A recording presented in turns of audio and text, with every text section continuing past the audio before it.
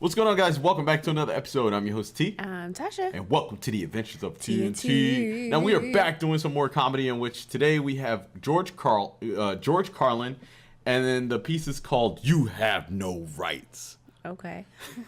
Look at that old Macintosh computer in the back that has a floppy disk.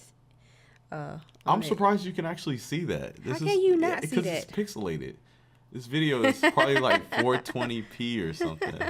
But anyway, yeah, that's like an old school Apple II. Yeah, you can play some Oregon Trail on that. All right, let's go ahead. Oregon Trail, babe? Yeah. Let's go ahead and jump into this video, y'all. Customs. Swearing on the Bible. You understand that shit? They tell you to raise your right hand, place your left hand on the Bible. Does this stuff really matter? Which hand? Does God really give a fuck about details like this? Suppose you put your right hand in the Bible, you raise your left hand. Would that count? Or would God say, sorry, wrong hand, try again? And why does one hand have to be raised? What is the magic in this gesture? This seems like some sort of a primitive voodoo mojo shtick. Why not put your left hand on the Bible, let your right hand hang down by your side? It's more natural. Or put it in your pocket. Remember what your mother used to say? Don't put your hands in your pockets. Does she know something we don't know? Is this hand shit really important? Well, let's get back to the Bible, America's favorite national theatrical prop. Suppose the Bible they hand you to swear on is upside down, or backward, or both, and you swear to tell the truth on an upside down, backward Bible. It doesn't count. Would that count? Suppose the Bible they hand you is an old Bible and half the pages are missing. Suppose all they have is a Chinese Bible in an American court, or a Braille Bible and you're not blind. Suppose they hand you an upside-down, backward Chinese Braille Bible with half the pages missing.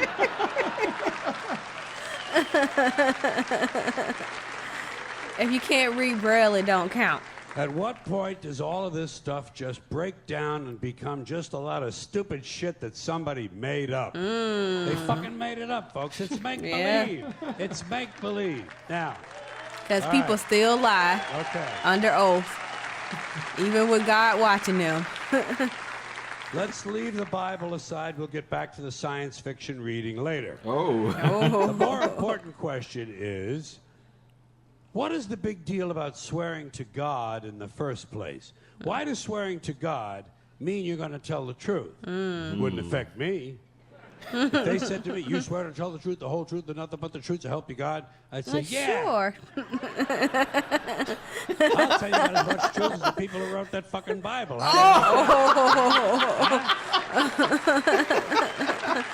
And this is going to make some people mad. Oh, man. Swearing on the Bible doesn't mean anything. It's kids. Swearing to God is... Yeah, we losing church credit on this one. All the church credits have been revoked. Kid stuff. Did you remember when you were a kid, if you told another kid something he didn't quite believe, he'd say, you swear to God? I would always say, yeah, I swear to God. Even if I was lying. Really? Why not? What's going to happen if I lie? He was smart when he was young. Nothing happens if you lie. Unless you get caught, and that's a whole different story. Sometimes a kid would think he was being slick with me, and he'd say, you swear on your mother's grave? Oh, yeah. I'd say, yeah. Oh. Why not? First of all, my mother was alive. She didn't even have a grave. Second of all, even if she was dead, what's she going to do? Rise from the grave and come and haunt me? Come and haunt me? All because I told a lie to an 8-year-old? Get fucking real, will you?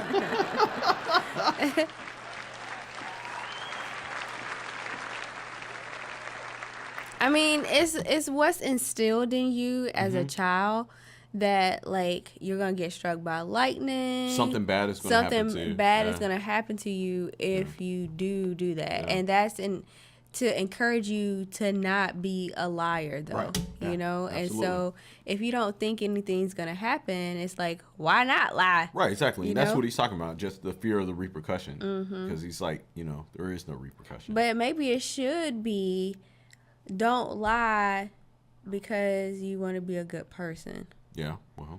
but Some there's no. some But people- you gotta scare. You gotta scare. Yeah, exactly. People. That's what they use the Bible for, but some people don't care about that. They don't Scare care. tactics. Yeah, they don't care about scare tactics, and they don't care what happens to them if they get caught lying. Yeah. Yeah. Sometimes I would say, I swear on my mother's tits. Kids Are are they gonna impressed fall with off? things like that. I mean, I don't care about my mother's tits either. I don't care if they fell off. Fuck it. Not my problem. They're your tits, Ma. You keep an eye on them. Swearing to God doesn't mean anything. Swearing on the Bible doesn't mean anything. You know why? Because Bible or no Bible, God or no God, if it suits their purposes, people are going to lie in court. Yeah. The Ooh. police do it all the time. Ooh. All the time. Ooh. Yes, they do. It's part of their job to protect, to serve, and to commit perjury whenever it supports the state's case. Ooh. Swearing on the Bible is just one more way of controlling people and keeping them in line, and it's one more thing that holds us back as a species. Ooh. Here's one more item for you, the last in our civics book, rights. Boy, everyone in this country is always running around yammering about their fucking rights. I have a right, you have no right, we have a right, they don't have a right. Folks, I hate to spoil your fun, but there's no such thing as rights, okay? They're imaginary. We made them up, like the boogeyman. The Three Little Pigs, Pinocchio, Mother Goose, shit like that.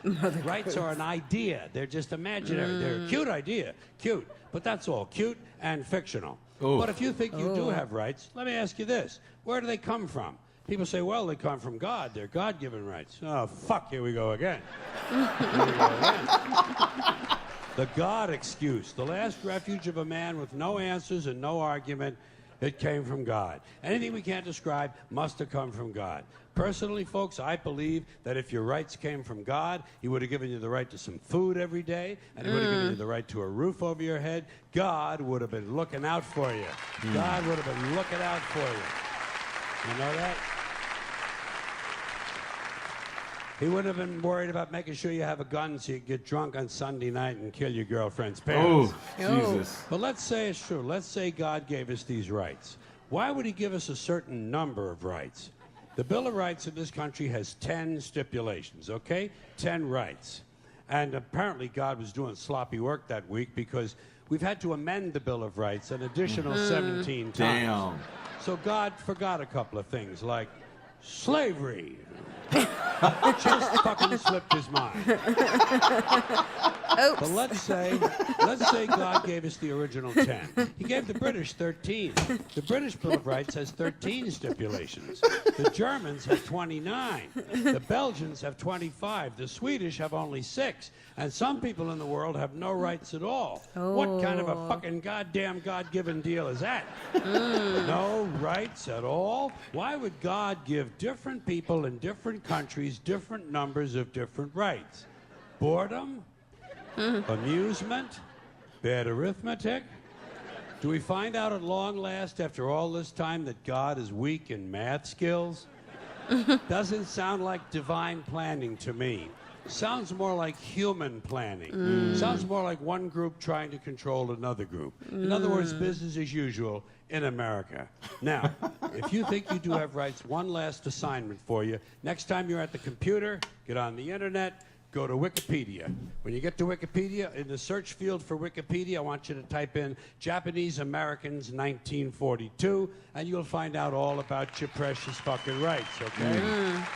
Oh, they had the You know about it. Japanese internment about camps. Yeah. In 1942, there were 110,000 Japanese American citizens and good standing, law-abiding people who were thrown into internment camps simply because their parents were born in the wrong country. That's all they did wrong. They had no right to a lawyer, no right to a fair trial, no right to a jury of their peers, no right to due process of any kind. The only right they had, right this way, into the internment camps. Just when these American citizens needed their rights the most, their government took them away. And rights aren't rights if someone can take them away. They're privileges. That's all we've ever had in this country is a bill of temporary privileges. And if you read the news even badly, you know that every year the list gets shorter and shorter and shorter. You see what I'm Right, saying? yeah.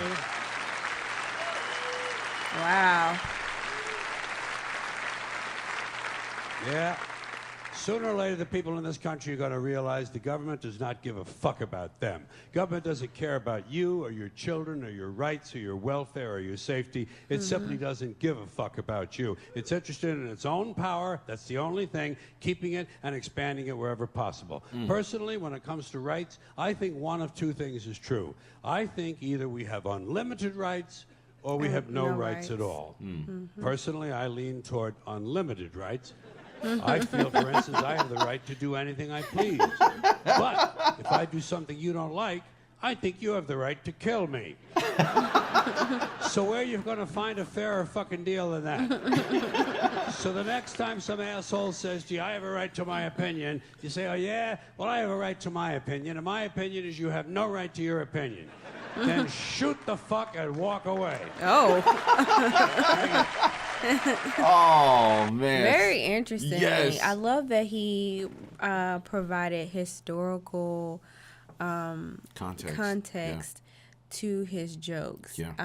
And it just really makes you think about stuff that you sometimes normally wouldn't think about. You know, we get so caught up in everyday politics and things of that nature, but to put things in perspective in the form of comedy, it's just amazing. And that's what's cool. It's like you can listen to George Carlin and you can laugh and you can be educated on some stuff. Yeah, you know, so that's think. real. Yeah, absolutely. It's exactly what you said when we started this journey. This is intelligent comedy, and I like it. Yeah, you can always get down for that. So, guys, if you have any suggestions or requests for any other George Carlin material, go ahead and leave them down below in the comment section. We are on a comedy journey right now, and we are featuring a whole bunch of comedians that we normally don't listen to or have never heard of. So you guys can leave those requests down below as well. As always, subscribe to the channel, like this video, and we'll see you next time.